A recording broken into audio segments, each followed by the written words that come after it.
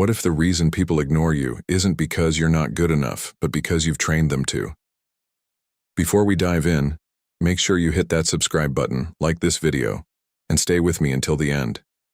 Because what you're about to hear could completely change the way you see yourself, and more importantly, how others see you, especially in your love life. There's a story I want to tell you, not about a king, not about a warrior, but about a man who had everything except respect. He was the kind of person who replied instantly, the kind who over-explained, the kind who apologized for things that weren't even his fault. He gave too much too soon. He chased. He begged, not always with words, but with energy, with attention, with desperation. And slowly, people stopped valuing him. Messages went unanswered. Effort wasn't returned. His presence became optional. He thought the solution was to try harder, but that only made it worse.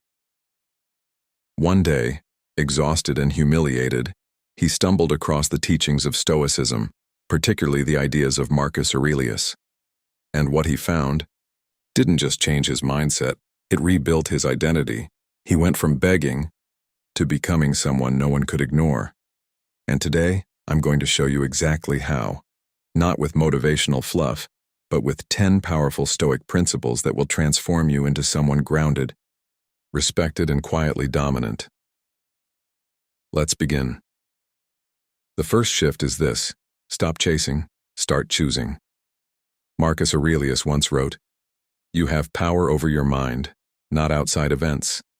When you chase people, you hand over your power. You make them the judge of your worth."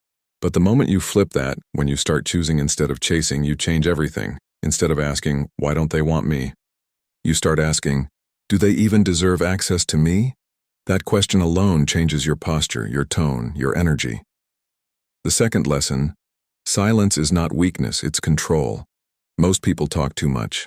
They explain, justify, defend. But Stoics understood something deeper. The person who speaks less holds more power. When you stop reacting instantly, when you don't rush to fill every silence, people begin to feel your presence more strongly. Your silence becomes heavy, intentional, and suddenly, people listen more carefully when you do speak. Third, detach from outcomes. This is where most people fail. They want a specific result, a reply, a relationship, validation. But Marcus Aurelius reminds us that attachment to outcomes creates suffering. When you detach, you become dangerous in the best way, because now you're not afraid to lose. And when you're not afraid to lose, you stop acting desperate. Fourth, master your emotions, or they will master you. Think about the last time you got ignored. Did you overthink? Feel anxious? Send another message? That's emotional slavery. Stoicism teaches emotional discipline, not suppression but control. You feel, but you don't let feelings control your actions. You pause. You observe. You respond, not react. And that makes you incredibly powerful. Fifth, respect yourself before demanding it from others. This is brutal, but necessary. If you tolerate disrespect, inconsistency, or being treated as an option, you are teaching people how to treat you. Marcus Aurelius lived by this. The soul becomes dyed with the color of its thoughts. If your thoughts say, "I need them," your behavior will reflect that. But when your thoughts say, "I am enough," everything changes. You set boundaries, you walk away, you stop negotiating your worth. Sixth, become busy building, not begging. The man in our story had too much time. Time to check his phone, time to overthink, time to chase. But when he shifted his focus to his work, his health, his purpose, something changed. He stopped orbiting around others and people started orbiting around him. Why? Because focus is attractive, purpose is magnetic, and someone who is building something doesn't need to beg for attention. Seventh, embrace discomfort. Most people avoid discomfort. They avoid rejection, silence, uncertainty. But Stoicism teaches the opposite. Discomfort is where growth lives. When you stop fearing awkward silences, when you accept rejection as part of life, when you become okay with being misunderstood, you gain freedom, because now nothing can control you. Eighth, control your reactions, not others' actions. You can't control if someone replies. You can't control if someone loses interest, but you can control how you respond. Do you panic? Or do you stay grounded? Do you chase? Or do you step back? This is where dominance truly begins, not in controlling others, but in mastering yourself.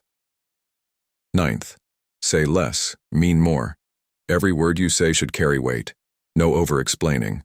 No unnecessary apologies. Speak clearly. Speak calmly. Speak with intention. Marcus Aurelius didn't waste words, and neither should you, because when you reduce noise, your voice becomes powerful. And finally, the 10th principle. Walk away when necessary. This is the hardest one, because it requires courage. Walking away from someone you care about, from something you invested in, from a situation where you hoped things would change. But Stoicism teaches us that holding on to what harms us is weakness. Walking away is strength, because it says, I value myself more than this. And that is the ultimate form of dominance. Now let's go back to the man in our story. He didn't become louder. He didn't become aggressive. He didn't play games. He became calm, centered, unshakable. He stopped chasing.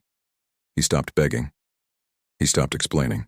And in that silence, in that stillness, something powerful happened. People noticed, not because he demanded attention, but because he no longer needed it. His presence became rare. His energy became grounded. His value became undeniable, and the same can happen for you. But it requires a shift, not in what you do, but in who you are. So the next time you feel the urge to chase, to explain, to beg for someone's attention, pause. Remember Marcus Aurelius. Remember that your power lies within, and choose differently. Because the moment you stop acting like you need people is the moment they start needing you. If this message resonated with you, make sure you subscribe to the channel, like this video, and watch it until the end again if you need to. Because these principles aren't just ideas. They are a blueprint for transforming your life and your relationships. With that said, thanks for watching, and until next time.